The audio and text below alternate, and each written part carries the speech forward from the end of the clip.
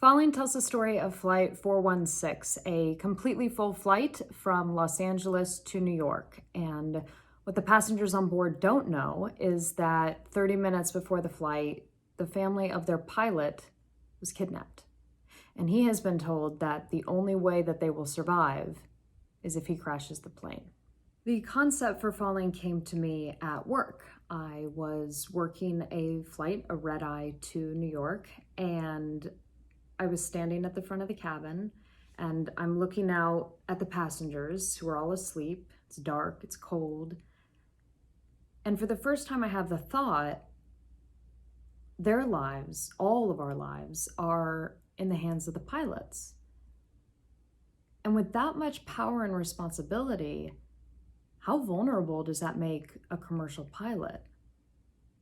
And I just couldn't shake the thought. And so several days later, I was working a different trip with a different set of pilots. And I said to the captain I was flying with, hey, what would you do if your family was kidnapped and you were told that if you didn't crash the plane, they would be killed? What would you do?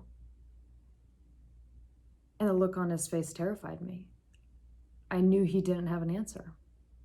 And I knew I had the makings of my first book.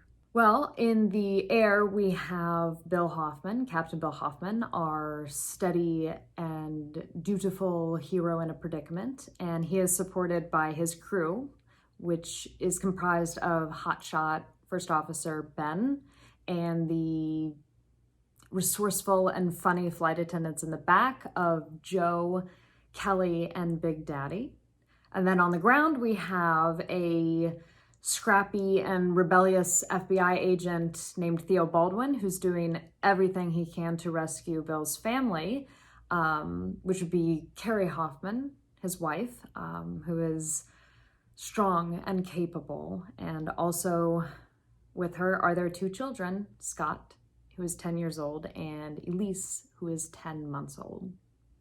It's been surreal. No, honestly, I still can't believe that any of this is happening. I can't believe that I'm publishing a book. I can't believe that it's coming out in Australia. It's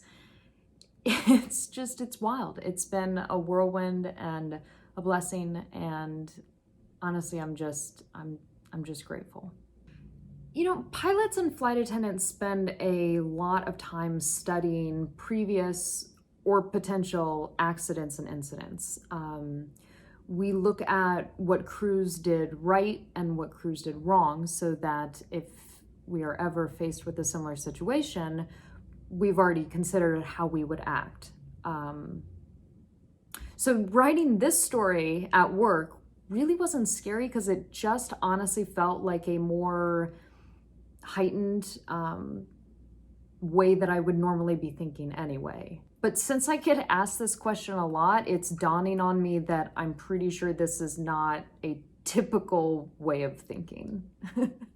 The scene in the cockpit where Bill first learns about the situation at hand, those were the first pages that I wrote in this story because literally the concept, a kidnapped family and a man with an impossible choice, that was it.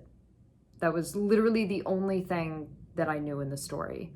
I had no idea what Bill would choose. I had no idea what would happen.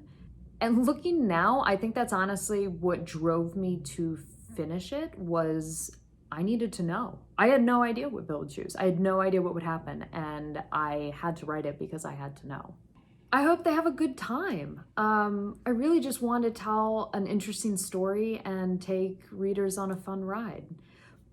But that said, if at the end of the reading experience, you walk away with a newfound respect for pilots and especially flight attendants, then I will be very happy.